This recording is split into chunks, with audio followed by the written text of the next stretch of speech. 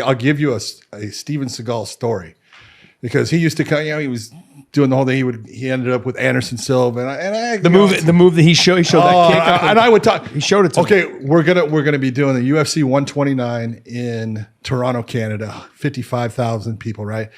And I had asked for it. They had offered me the George St. Pierre was going to fight Jake Shields, and I had done Jake Shields' last 4 fights. And I was like, man, I'd really, no disrespect, give Herb that fight. He'd be great at it. I'd love to do the Jose Aldo versus Mark Hominick because Hominick was his first time fighting in his hometown. I just thought it would be a cool fight.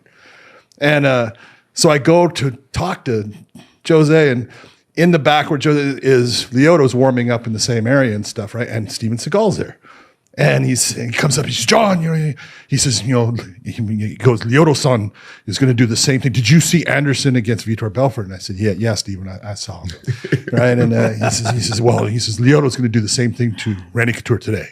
And I said, well, it's that was a nice kick that Anderson just says, not an easy thing to pull off, but hey, best of luck to him and stuff. And I'm thinking to myself, bullshit, right? Bullshit, right? So then I go and I go away. And I'm sitting down, and Steven Seagal is sitting down right behind me. There's got the cattle rail there, right? And Randy and Lyoto are fighting, and Yves Levine is the referee. And all of a sudden, Lyoto pulls off that kick, and Steven Seagal's all over me. I told you. And I'm like, I went to Randy Couture afterwards, and I said, you son of a bitch. And he goes, what? And I said, do you realize that for the rest of my life, I've got to say Steven Seagal called that fight before it ever happened. Oh, damn, you went to Randy and said that? I did, I had to, man. And he goes, ah, shit. Yeah, that was a big one. Back in those days, I was kind of upset with Randy Couture. And, I had fought Machida before that. I'm glad he didn't do that kick to me, goddamn. Goddamn. And Randy was like, I beat Machida.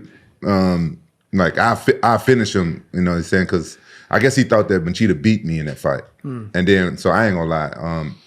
I don't feel this way now, but when Machida did that, I was kind of like, yes. He was one of the more, he's not a big guy, Machida, but so elusive, but he's so elusive. Quick on his feet, and just he can react. His response time to when you would feint and make movements was fantastic, man. He came into AK a bunch of times and trained. All the guys had problems with him. Oh, yeah. Everybody had a problem with him. Just watching him move around, guys like John Fitch, even DC, some of these guys, and you're like, damn.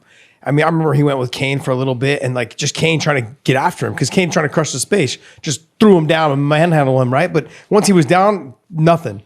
But on the feet, it was a big pain in the ass. That was Machida was tossing Kane? No. Other way around. Yeah, Other way. Yeah, that was a tough training camp for me when I was training for Machida.